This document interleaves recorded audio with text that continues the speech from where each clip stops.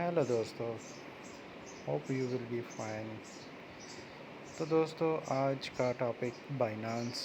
तो बाइनांस में मैं आपको आज बीटीसी के बारे में बताऊंगा कि बीटीसी इन दिनों बहुत डिस्टर्ब रहा है, बहुत ही डिस्टर्ब रहा है। जैसे बीटीसी ने अप एंड डाउन्स जितने आए हैं, ये समझ नहीं आ रहा कि कोई बैड न्यूज़ नहीं है। मोनोपोलेट किया हुआ है इस मार्केट को कि समझ में नहीं आ रहा किस तरह से, कैसे और क्यों।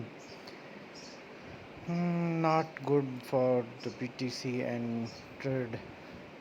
This trade traders all liquidated and जिन सब की जो है ना लगी लगाई सारी ख़त्म हो गई। तो जनाब कि मैं आपको बताता चलूँ कि बीटीसी जिन दिनों में काफ़ी डिस्टर्ब रहा है। Last 4 days no trade, no anything, not a good days for BTC and local trades, minor trades जो छोटे छोटे ट्रेड करते हैं उनके लिए तो बहुत बुरा है। तो ये आप देख रहे हैं कि डेथ के कैंडल जो है वो काफ़ी काफ़ी काफ़ी ऊपर से कितनी नीचे आ रही है। ये जो ब्लू ट्रेड है, ब्लू लाइन जो है, ये काफ़ी जो है ना कहाँ से आई है, ये मैं आपको दिखा रहा हूँ कि एक 1 आवर की कैंडल दिखा रहा हूँ मैं आपको। तो ये इन्होंने मार्केट को इतना बुलिश किया है, कोई ख़बर नहीं है, कोई चीज़ नहीं है, फिर भी इतना अच्छा खासा बीटीसी ने पंप किया था। $47 पे गया हुआ था, तो अभी वापस लेके आए। मैं आपको लाइम दिखा रहा हूँ कि लाइम ये चल रही है। देखिए कि कैसे इसको बीटीसी को डेथ कैंडल देख रहे हैं, वो उसको वापस ले आई है। ये ऐसी कैंडल है जो मैं समझता हूँ कि पूरे पूरे पूरी मार्केट को इसी कैंडल ने ऊपर नीचे कर लेती है। जब ये ऊपर जाती है तो सारे खुश हो जाते हैं, सारे ट्रेडर्स खुश हो जाते हैं। तो किसी को अब ये पता नहीं है कि क्या है, क्यों है, किस वजह से है।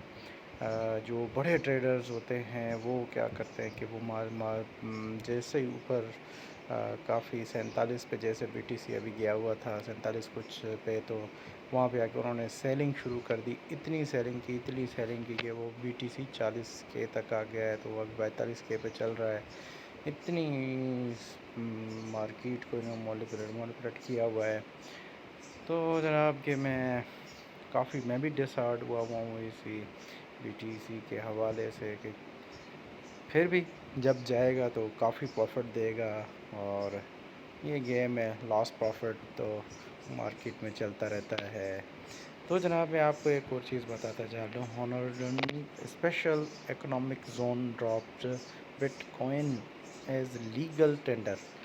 तो जनाब ऑनर में भी जो है ना वो स्पेशल जोन ट्रस्ट सेंट्रक आइसलैंड में इन्होंने बनाया हुआ है। वहाँ पे भी इन्होंने मतलब कि टेंडर का इशू हो गया है। तो बीटीसी का वहाँ पे भी आप आराम से ही जो है ना ये वैसे समझे उन्होंने भी टैक्स लेना शुरू कर दिया उनके मुल्क ने, आइसलैंड वालों ने। तभी तो उन्होंने भी ये शुरू किया हुआ है, तो वो भी अभी कर रहे हैं।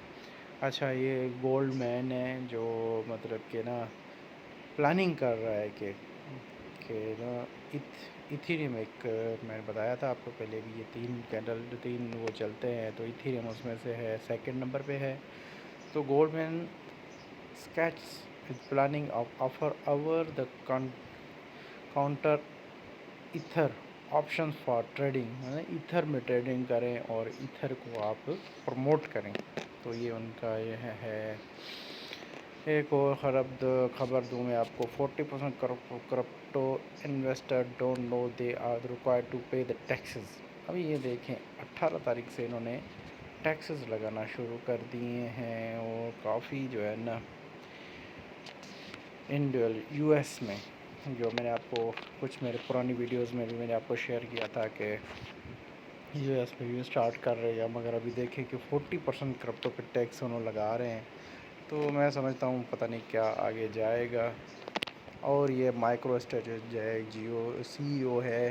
آئی had bought gold in Test and Bitcoin over the shareholders would have missed out the 4 or 5 billion in profit. انہوں نے مسڈ کیا ہوا ہے. دیکھ رہے ہیں کہ یہ کافی مطلب کہ انہوں نے مسڈ کر دیا, سب کے لیے بتا رہے ہیں. تو آئی ہوپ کہ میری یہ ویڈیو آپ کو بہت اچھی لگے گی, اور شیئر کریں, لائک کریں اور کمنٹس کریں. Thank you.